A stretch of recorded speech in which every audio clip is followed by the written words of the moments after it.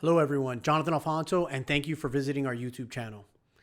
In today's video, I want to go over a link that I've been sent to an article. I got the link from, apparently it was like a Fox News out in California, but I saw it on social media, posted on Instagram posts, and people were tagging me and sending it to me. And it was this article about, a family in California. They went through escrow, which is what they call the closing process in California. And at the end of it, the seller got their money, and the seller said, you know what, I'm not moving out because I don't have anywhere to go. And there's an eviction moratorium, so you can't remove me from this house. And so, I want to go over this article because now, people are reaching out to me. They're like, oh my God, is this what's going on? Is the market in a situation where now sellers are paying the money and the buyers aren't moving out? And absolutely not. So, I want to discuss, the situation, discuss how it works in Florida, discuss how the Florida FARA as is contract handles this situation, and why when you're purchasing a property, you are going to be safe.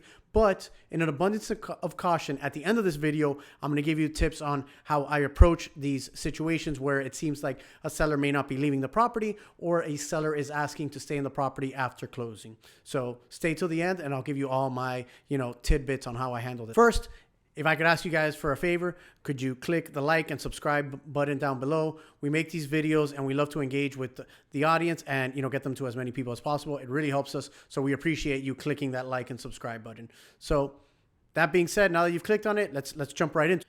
All right. So if you're doing a transaction in Florida, chances are you're transacting on what is known as the FARA as is contract. I've talked about this in my other videos.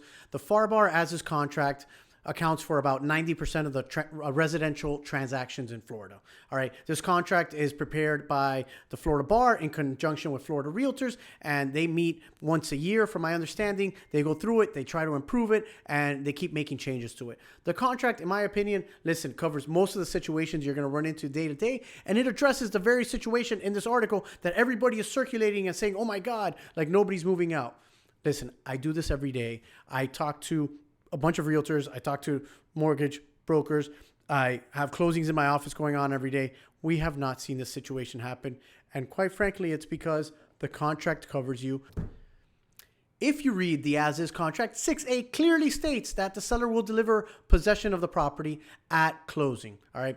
And going a step further, if you read paragraph 6B needs to be checked off if the property will be subject to occupancy after closing by either the seller or a tenant. All right. And reading that section specifically states that any terms, anything related to the lease of someone staying after closing need to be provided within 5 days. Now, granted, 6B is really geared towards, the seller providing notice and all the information regarding to any tenants which will stay in the property. We tend to see it more when it's a single family property and there's tenants in the property and that lease is being assigned to the new owner. The important thing is, listen, this isn't covering that situation, but if 6B is checked out, the most important thing you just need to do if you're a buyer is get a tenant estoppel letter, right?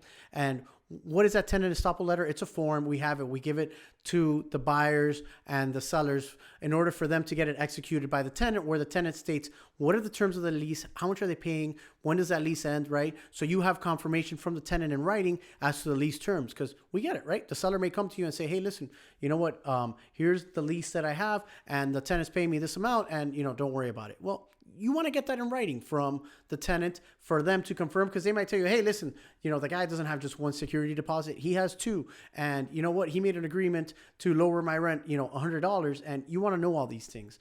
But most of the time, though, you're going to get that letter back and you're going to be able to figure it out and you're going to determine whether or not you want to inherit this tenant. Now, going forward, right, here's the operative question, though. This article that's being circulated talks more about the seller decided not to stay. In other words, the closing happened, they received their money, and they decided not to move out. So what happens in that situation, right? Let's cover the situation where the seller decided not to leave, right? So if you're transacting under the as-is contract, all right, Section 6A states that the seller will vacate the property at closing.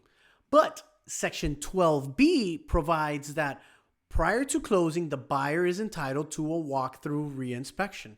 Now, the purpose of this reinspection is for the buyer to determine that the property is in the same condition that it was at the time of the initial showing and when they went under contract. I mean, typically you're looking to make sure, all the water's running, there's no leaks, there wasn't any damage to the property, God forbid there isn't any, massive holes in the drywall from, the movers when they came out. There's no damage on the outside. Maybe there's any sort of visible damage that you see, or any major system of the property is now not working, and you're checking for all that. But while you're doing this reinspection, if it's typically when you're transacting in Florida, that walkthrough inspection is typically done the morning of closing or right before the parties come to my office to conduct the closing. So if you're doing the walkthrough inspection and the seller's supposed to deliver possession and you see that all their stuff is in there, they haven't moved out any beds, they haven't moved any furniture, you don't see things packed. I mean, that should be a major red flag for you to be like, wait a second, how are these people going to be out in a little bit? And then you need to have a conversation with your closing agent about, listen, we're not going to finalize this closing and wire any funds to the seller until we get confirmation that the property is vacant and that we are going to be able to obtain possession. All right. So that's, the very simple way that you handle that at that point in time.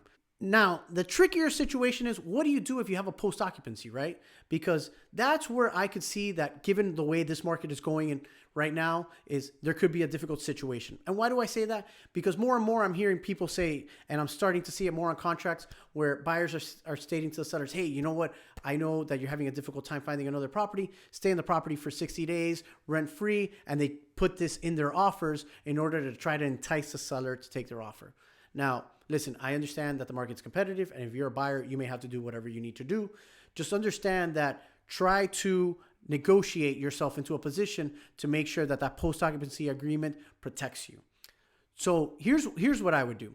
If you go into the addendums of the residential contract forms that are available to realtors, there's an addendum available for the post-occupancy. Now, this addendum is pretty blank, and what it states is that 10 days prior to closing, the parties will come to an agreement with regards to any post-occupancy and the lease terms therein. So if you're a buyer, I would make that offer, right, and add that addendum. That way, you still have to have negotiations after contract, but you're not doing it prior to finalizing. Now, I fully understand that if you have a savvy seller, they're going to try to negotiate all the terms of that post-occupancy prior to entering into contract. And why? I'm going to get into that now, because that's how I protect my buyers when I'm on the buyer side. See, if I'm a buyer and I were negotiating the post-occupancy, what I would do is wait until I'm under contract, right? Get that post-occupancy addendum out there at the outset, which says, yeah, we're going to negotiate the terms. And once you're under contract, then start to negotiate the terms. Specifically, what you're going to want to negotiate is the following terms. And the reason I say this is, listen, these are all the terms that you want to negotiate. And then obviously there's give and take on all of them and what you want to do. So the first thing that you want to do is see if you can negotiate for a per diem charge. In other words, charge a monthly rent, charge it daily if it's only going to be for like 10 days, right? And try to pass that charge on to the seller so they're being charged for every day that they're in there. Now, typically what we see on contracts is that monthly rent will be calculated as principal, interest, taxes, and insurance, right? Where you get whatever it is that the buyer pays for what's known as PITI, and you do a per diem on that and you charge it to the seller. Your other option is look at fair market value rent and have the seller pay that. You can use either one of those to determine what is the per diem charge.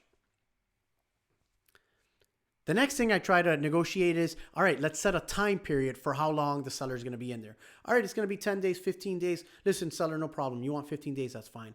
But look, we're going to make all our accommodations based on these 15 days. If you stay longer than that, then we're going to charge you double rent if you stay past the allocated time. And I know now we're entering into the realm of where the sellers might start to push back, but that's fine. These are terms you want to put out there and see what you can negotiate. Because if you can negotiate that, now it in effect acts as a penalty if the seller stays there past their allotted time. The next thing you want to do, and this is probably one of the most important ones, is what I try to do is I try to hold as big of a deposit as possible to secure the sellers getting out of the property. Now, I understand that this deposit is going to be contingent on how much is the seller actually netting, what is the monthly rent amount, and quite frankly, the willingness of the seller to do it. But I have thrown astronomical numbers out there. So for example, if the monthly rent is $4,000, I've told the seller, you got to put $50,000, $100,000 in deposit, and that money will be held in escrow to secure you leaving the property. Typically what I've seen is one of two things happen. all right, either the seller balks and threatens to kill the whole deal, which is fine. But more typically, what I see the seller do is they say, no way, we're not going to do it. We're not going to budge on this point. And then they start to make their, they start to make their accommodations, and they figure it out how to get out of the property, because they start to say, you know what, I'm not going to pay this astronomical amount to stay in my property, even though they've entered into contract to sell it, and soon it will not be their property. And they figure it out and they leave because they don't want to take that risk that they have their money tied up in escrow. So even though it's typically a point where the sellers get offended by it, the effect typically tends to be that the sellers will be like, you know what, I'll figure it out. I'll get all my stuff out of here. I just want to get my money and move on. And so what ends up happening is, if you've kind of done this where you're able to charge a PITI, maybe you're able to put a double rent, or you're able to keep a sizable deposit against which the seller is being charged for every day they stay in there, you now have money on your side where you're protected if the seller starts to stay there longer.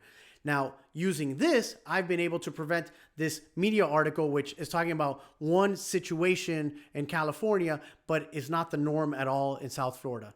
So, listen, when you guys are out there and you're transacting, just make sure, if you're going to go outside the standard terms of the contract and you're not getting into the realm of you're doing post-occupancy agreements or you're taking on tenants, yes, you're definitely going to want to know what you're getting into. Look at what the eviction rules are. Have the moratoriums been lifted in your county, and deal with all of that. But chances are, if you have a real estate professional on your side that helps you negotiate the right terms and helps protect you, you will be fine when you're transacting out there. But if you have any questions, please feel free to drop them in the comments below. Send us a message through any one of our social media platforms, or send me an email, jalfonso@titleanswers.com. I'd be happy to help you. All right. Good luck out there.